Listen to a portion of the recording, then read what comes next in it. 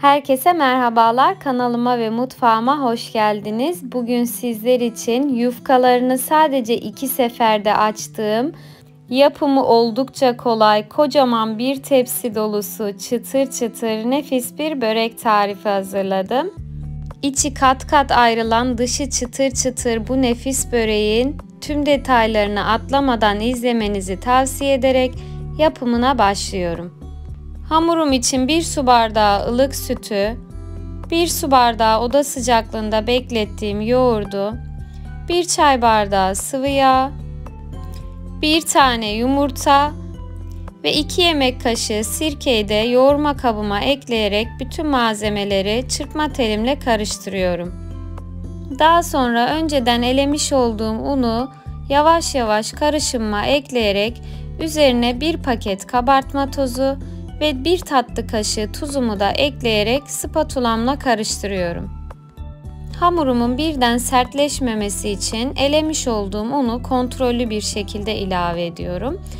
Ve hamurum biraz yoğunlaştıktan sonra spatulamı kenara alarak elimle yoğurma işlemime devam ediyorum. Ben tarifimde toplamda 5 su bardağı un kullandım. Kullanmış olduğum su bardağının ölçüsü 200 mililitreliktir. Ve hamurumu yoğurma kabında şöyle bir toparladıktan sonra masama biraz un serpiştirerek hamuru masamda yoğurmaya devam ediyorum. Hamur elastik ve özlü bir kıvam alıncaya kadar yumruklaya güzelce yoğuruyorum.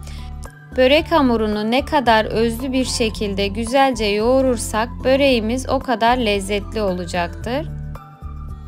7-8 dakika boyunca yoğurduğum hamurumu artık toparlıyorum. Kıvamını da size daha yakından göstermek istiyorum. Görmüş olduğunuz gibi oldukça yumuşak, ele yapışmayan, elastik kıvamda bir hamur elde ettik. Böreğimizin hamuru bu şekilde olmalı. Sizin kullandığınız unun kalitesine göre eklediğiniz un miktarı farklılık gösterebilir. Şimdi toparladığım hamuru yoğurma kabına alarak üzerine kapatıyorum ve 10 dakika oda sıcaklığında dinlenmeye bırakıyorum. Dinlenen hamurum kendini çok güzel bir şekilde saldı, sakız kıvamına geldi. Şimdi hamurumu masaya alarak rulo şeklinde uzatıyorum ve 20 eşit parça olacak şekilde kesme aparatımla kesiyorum. Ve kesmiş olduğum hamur parçalarını avuç içimde yuvarlayarak bezeler haline getiriyorum. Hamur elinize yapışırsa hafiften un kullanabilirsiniz. Şimdi hızlı bir şekilde bütün bezelerimi yuvarlayarak hazırlıyorum. Hazırlamış olduğum bezeleri altına un serpiştirerek kenara aldım ve şimdi ilk bezemden başlayarak bir merdane ile açmaya başlıyorum. Bezelerimi açarken altına üstüne güzelce nişasta serpiştiriyorum. Kesinlikle açarken un kullanmıyorum. Nişasta böreğimizin daha çıtır çıtır olmasını sağlayacak. Ben mısır nişastası kullandım. Sizler dilerseniz buğday nişastası ile de hazırlayabilirsiniz. Bütün bezelerimi tatlı tabağı boyutunda açtıktan sonra hepsini kenara alıyorum. Şimdi hazırlamış olduğum 20 tane bezenin 10 tanesinin arasına bolca nişasta serpiştirerek üst üste katlıyorum. Kalan 9 tane bezemi de arasını bolca nişasta serpiştirerek aynı işlemle üst üste katlayacağım. Ve bir tane yufkamı da böreğimin en üst katına sermek için kenara ayırıyorum. Bu aşamada bezelerin arasına bolca nişasta serpiştirmezsek açarken bezeler birbirine yapışacaktır. O yüzden bol bol nişasta kullanıyorum. Ve hazırlamış olduğum bezelerimi 10 dakika dinlendirmek üzere kenara kaldırarak böreğimin iç harcını hazırlamaya başlıyorum. İç harcım için bir tane yemeklik doğramış olduğum orta boy soğanı yarım çay bardağı sıvı yağ ile güzelce kavuruyorum. Ve yarım kilo ıspanağı önceden doğrayıp suyunu güzelce süzdürmüştüm. Kavurmuş olduğum soğanları ıspanağın üzerine ekliyorum.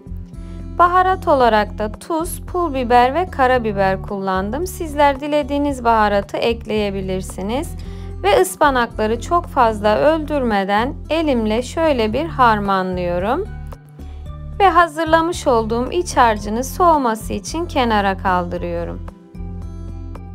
Ve şimdi dinlendirmiş olduğum yufkalarımdan bir tanesini masama alarak altına üstüne güzelce nişasta serpiştiriyorum. Ve parmak uçlarımla biraz genişlettiğim hamurumu bir oklava yardımıyla açmaya başlıyorum. Yufkalarımı açarken bütün yufkaların eşit bir şekilde açılabilmesi için ara sıra ters yüz ederek açmaya devam ediyorum. Ve yufkaları açarken bolca nişasta kullanıyorum. Görmüş olduğunuz gibi yapımı gerçekten çok kolay. Sadece 2 sefer yufka açarak kocaman bir tepsi börek elde ediyoruz. Ve 10 tane yufkamı tek seferde açtıktan sonra tepsimi üzerine alarak tepsinin boyutunda bir bıçakla kesiyorum. Ben bugün kare tepsi kullandım. Sizler yuvarlak tepsi kullanacaksanız hamurunuzu o boyutta açabilirsiniz. Tepsimin boyutunda kesmiş olduğum yufkamı kenara kaldırarak tepsinin tabanını güzelce yağlıyorum ve kesmiş olduğum dikdörtgen parçayı tepsime yerleştiriyorum.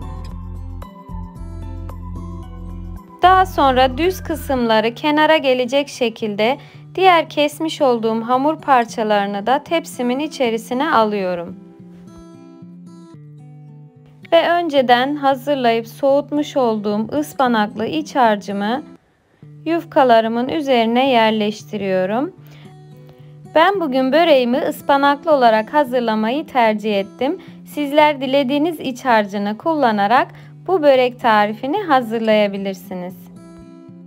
Şimdi iç harcını yerleştirdiğim tepsimi kenara kaldırarak ikinci hamur parçasını da açmaya başlıyorum. Görmüş olduğunuz gibi aralarına bolca nişasta serpiştirdiğimiz için yufkalarımızın her biri tel tel kat kat ayrılıyor. Şimdi ikinci hamur parçasını da istediğim boyutta açtıktan sonra yine tepsimi üzerine koyarak tepsinin boyutunda kesiyorum ve kenara kaldırıyorum. Kesmiş olduğum kenar parça hamurları iç harcının üzerine öncelikle yerleştiriyorum. Daha sonra önceden eritmiş olduğum 100 gram tereyağı ve yarım çay bardağı sıvı yağını karıştırmıştım. Bu yağ karışımıyla arasını güzelce yağladıktan sonra dikdörtgen kesmiş olduğum yufkamı da en üste güzelce yerleştirerek ayırmış olduğum bir tane bezemi oklavamla güzelce açıyorum.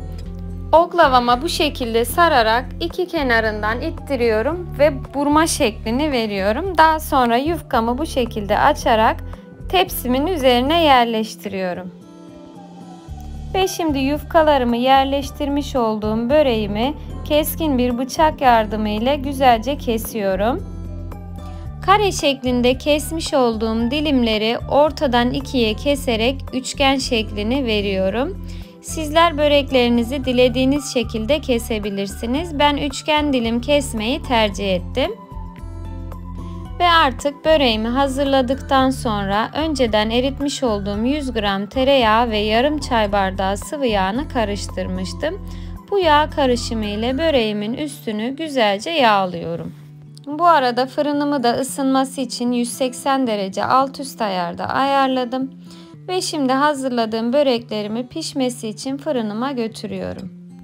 Böreklerim fırından çıktı. Üzeri çıtır çıtır, içi kat kat ayrılan muhteşem bir börek tarifi oldu arkadaşlar. Şimdi kesmiş olduğum parçaların üzerinden bıçakla geçiyorum.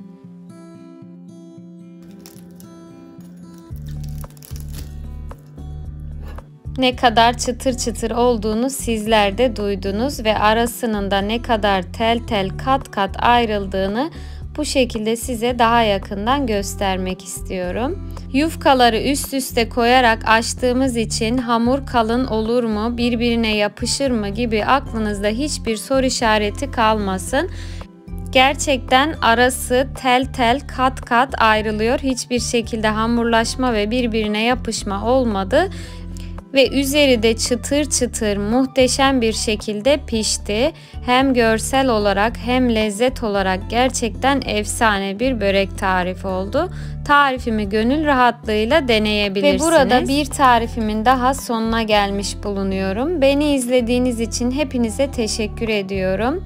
Kanalıma ücretsiz bir şekilde abone olmayı ve bu videoyu beğendiyseniz aşağıdaki beğen butonuna basmayı unutmayın. Ve bildirim zilini de açarsanız benim paylaşmış olduğum tariflerin bildirimini anında almış olursunuz. Bir sonraki videomda da görüşmek dileğiyle. Hepiniz sevgiyle kalın, hoşça kalın.